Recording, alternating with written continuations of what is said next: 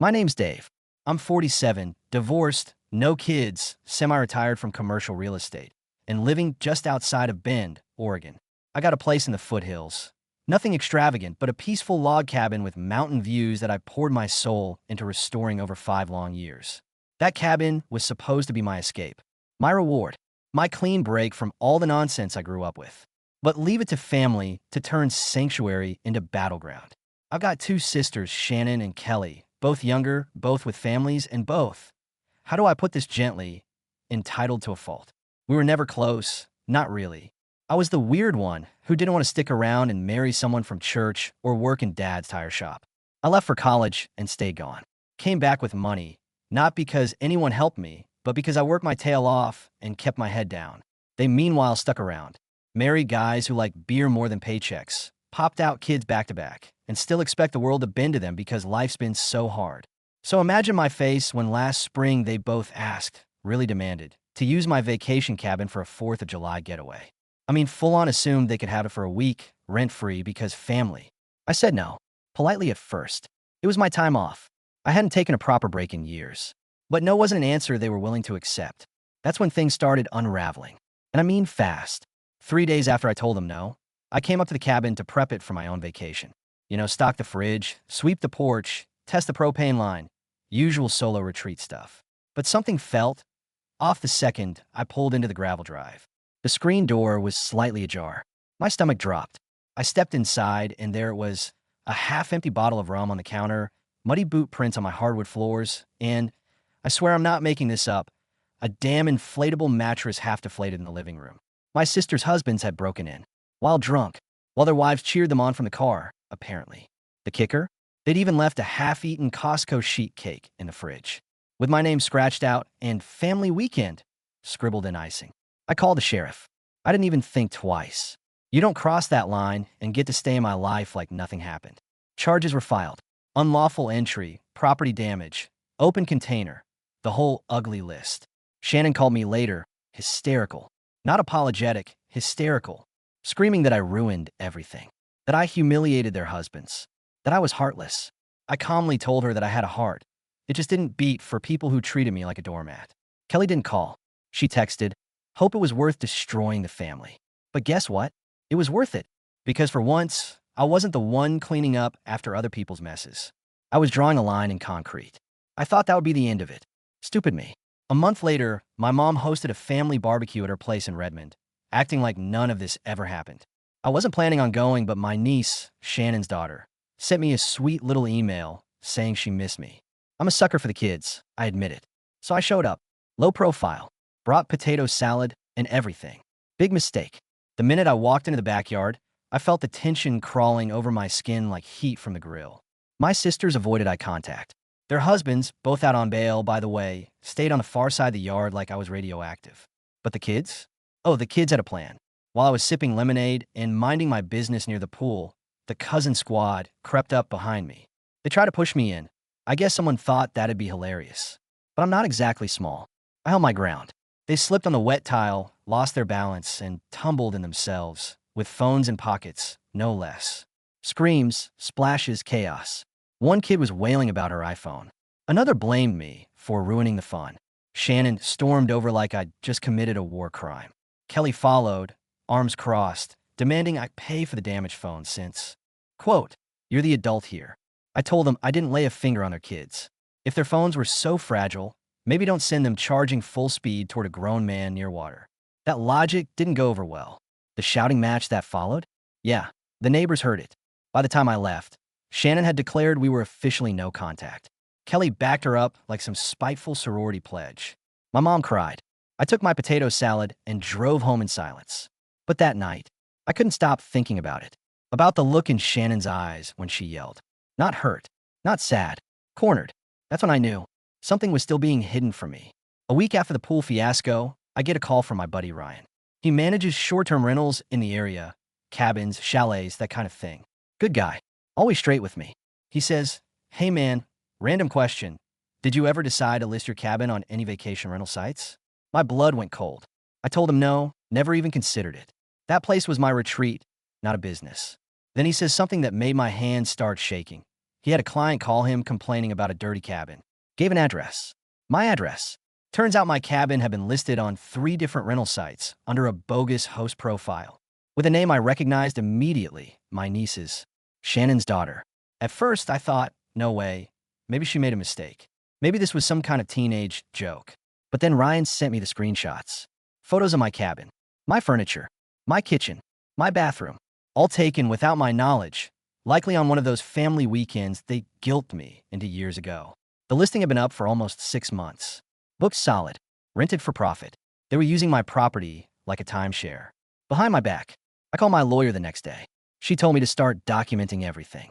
Dates, messages, bank transfers, anything I could find. I didn't know what I was hoping for. Maybe that this wasn't as bad as it looked.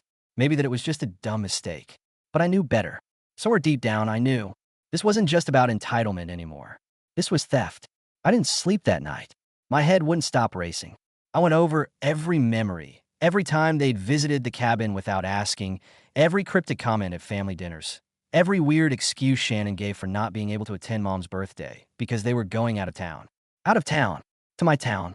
It was all right there in hindsight, but I didn't want to believe it until now.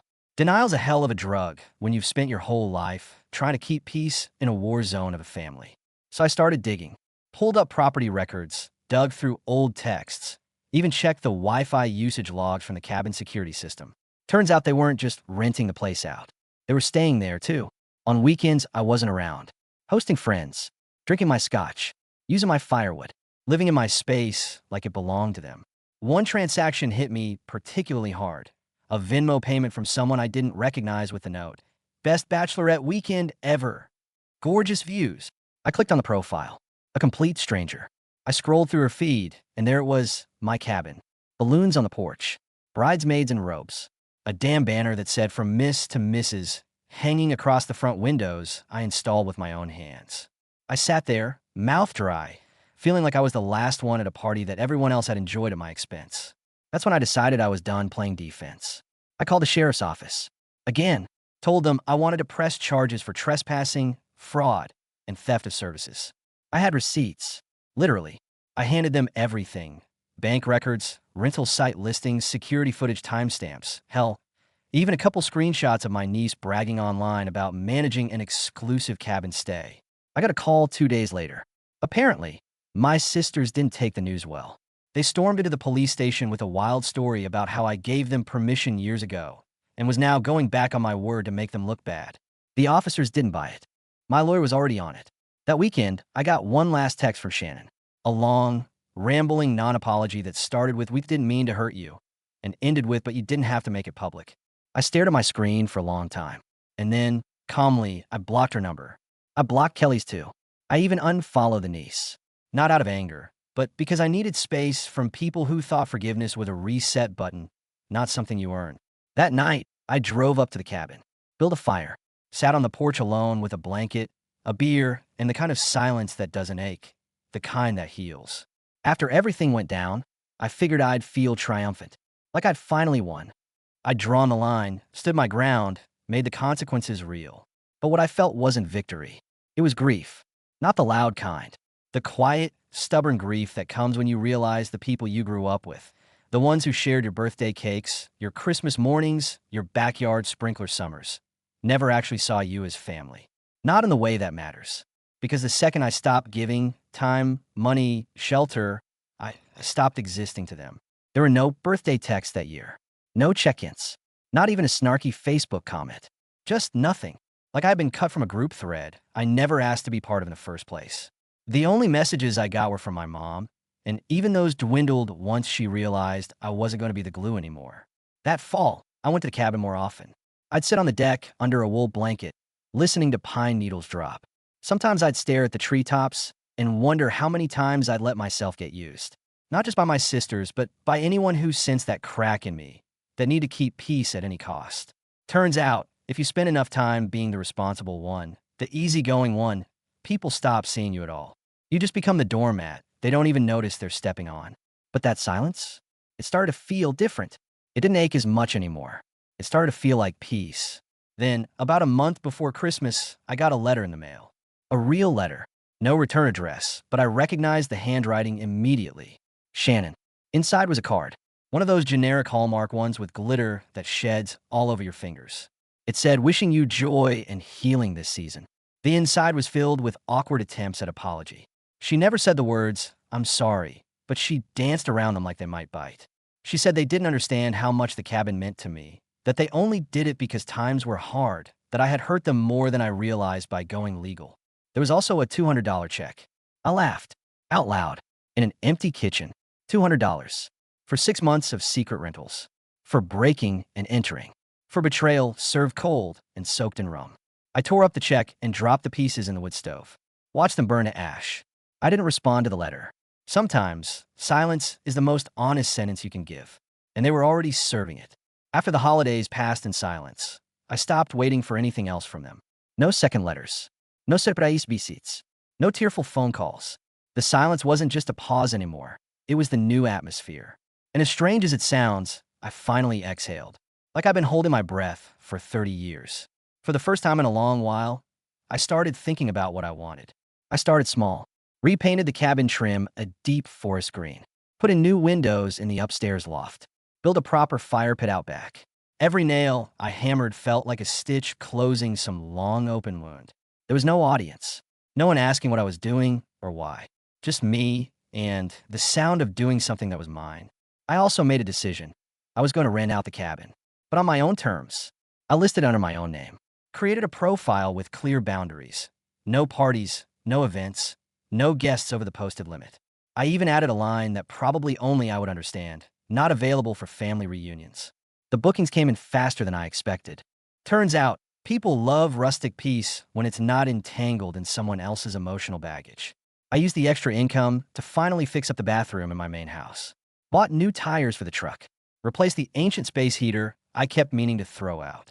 One weekend, I got a request from a woman named Claire, solo guest, traveling up from Sacramento. I almost denied it, just out of habit, but something in her message made me pause. It was just one line, looking for quiet more than comfort. Something about that hit me. She stayed for 4 nights, left the place spotless, even stacked the firewood without being asked. When she left, she wrote a note in the guest book. This cabin feels like someone finally said no to the wrong people. I slept better here than I have in years. I stood on the porch holding that note for a long time. Whined through the trees. Distant crackle of pine cones in the fire pit. I realized I hadn't just rebuilt the cabin.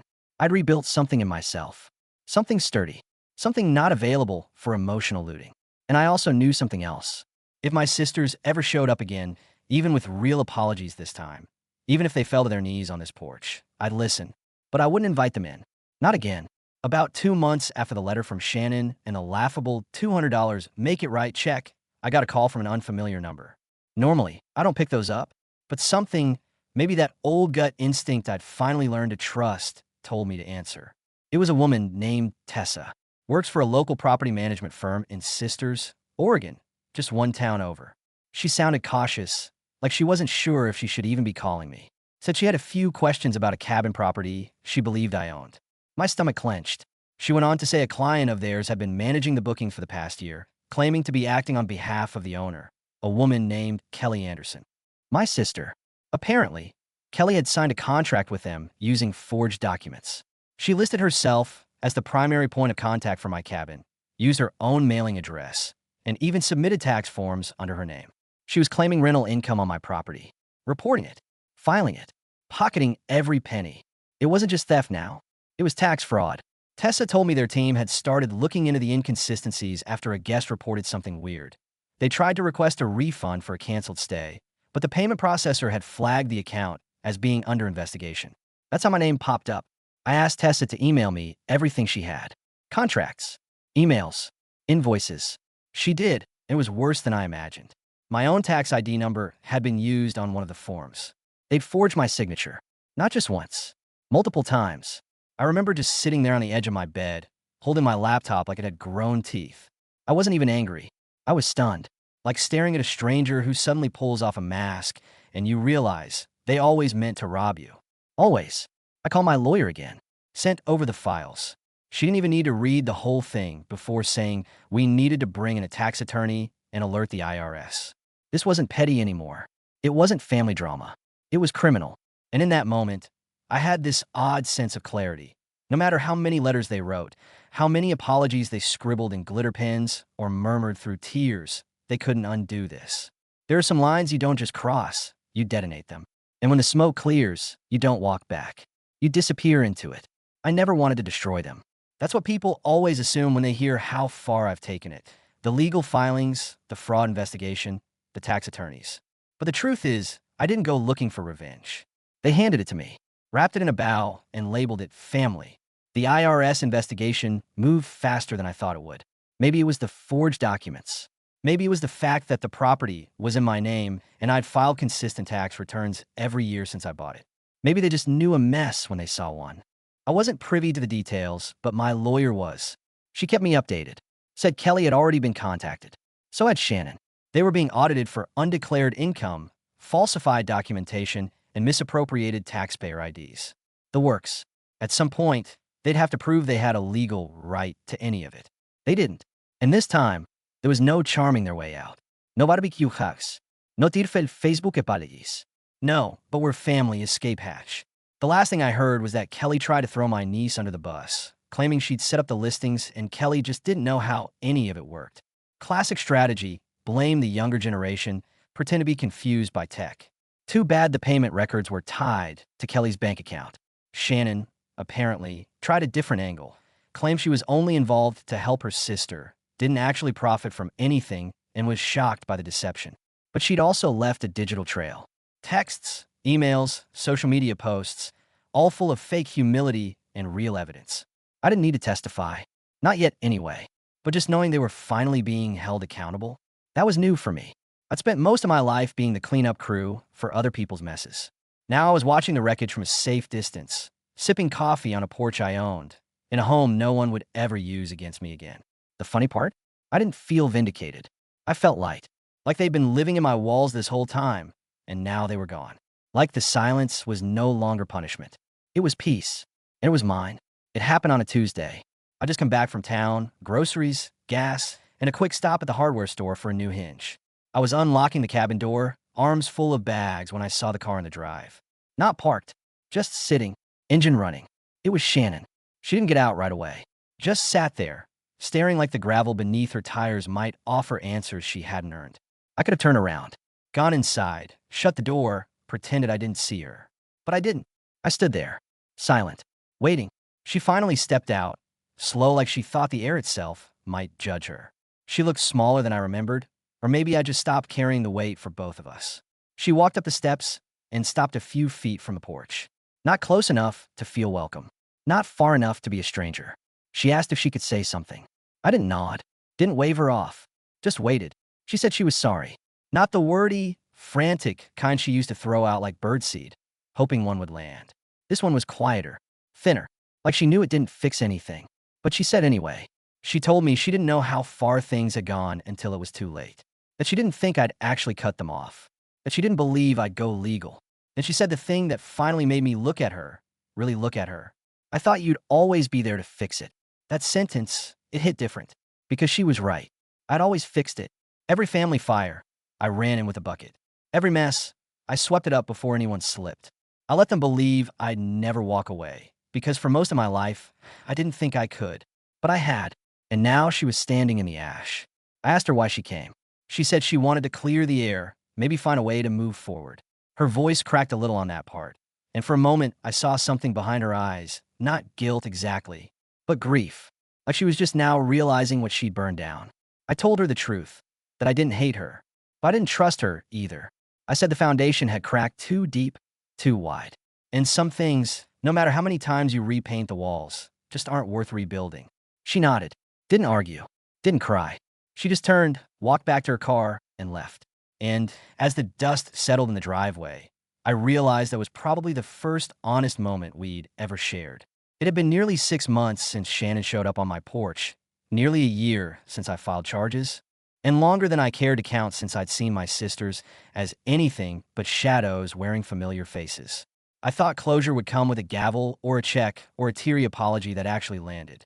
But no, closure came in the form of a door frame. Let me explain. There's a back door to the cabin, plain old pine. It warped in the cold, always stuck halfway. I kept saying I'd fix it eventually.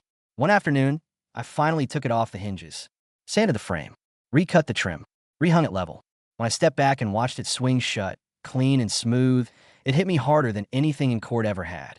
That door used to stick because the wood had swollen, because time and weather had warped something that once fit just right. You could push it, slam it, lock it, but it was never comfortable. It always resisted just a little. That's what family had been for me. Familiar, attached, but warped. You think, I just need to adjust a little. It's not that bad. It still closes, doesn't it? Until one day it doesn't. Until the fit is so off. Nothing you do can make it feel like home again. So you take it off the hinges. Start fresh. Build better.